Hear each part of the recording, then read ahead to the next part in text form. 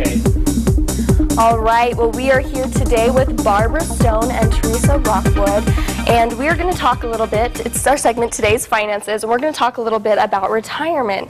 And for me, you know, I'm starting to try to plan my retirement. It's weird that it's already to that point, and I don't know what to look out for. You know, we talk about 401ks, IRAs, all these different, you know, ways to plan for retirement, but what's the best way to go about it? What should we be looking out for? Well, one of the things we really want to focus on in today's segment is things that you don't expect. So many of us learn how to use calculators online, or we plan as far as what our routine monthly spending is, but so many things come up that you just never planned for. For example, Barbara and I, we're the sandwich generation.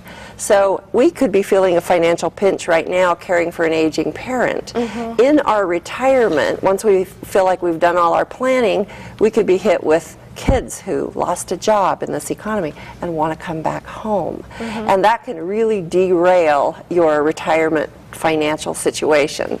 So that's one example. You know, we've seen also that people come to us and they're getting ready to retire, and they think that if they buy a brand new car right before they retire, that will carry them until they die of old age. But really, retirement can be 30 years, and you're going to need probably more than one new car throughout those 30 years. And so you need to plan for things like that, as well as when you turn 70 and a half, you have to start removing money from your IRA. You have to pay the taxes. And what we have seen is when people do take these required minimum distributions, it increases their income, which in turn increases their Medicare Part B premiums, which will actually cut down on their income up to 14%. Now, if you've done all of your calculations and that's not included in your calculations, you're going to have a problem short. when you're 70 and a half and you have to start taking those distributions. So. One question going back to what you said earlier about the expenses you weren't planning on, you know, like this year alone I spent over $1,000 on my car, you know, putting in repairs, and it's like that's money that could have gone to retirement, or I wasn't planning on that. So as people are planning for retirement and budgeting and seeing what would you recommend for them to do to make sure, even though these expenses are coming up, that they are still able to put money It's called Save Baby Save. It really is. So many people think that once they leave the office, their saving stops. They start spending.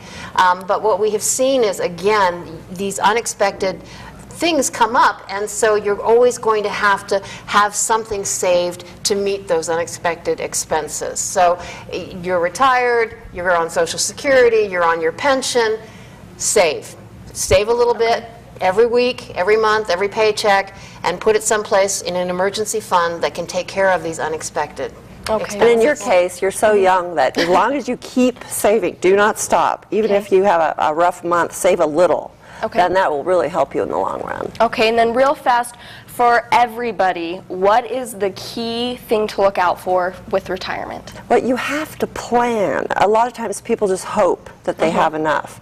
And there are many, many calculators. Most financial advisors have software. We have software. You have to use that. You have to put that to work. You have to plan. You have to lay all your finances out. You have to do so when you're very young. You have to do so at midlife. You have to do so within 5 years of retirement quite often. Make sure that everything, all the stars are aligned. That's going to save you in the long run. Okay, wonderful. Thank you guys so much for coming on. This has been great. Of course, if you want to view this interview, it will be on our website, all the details.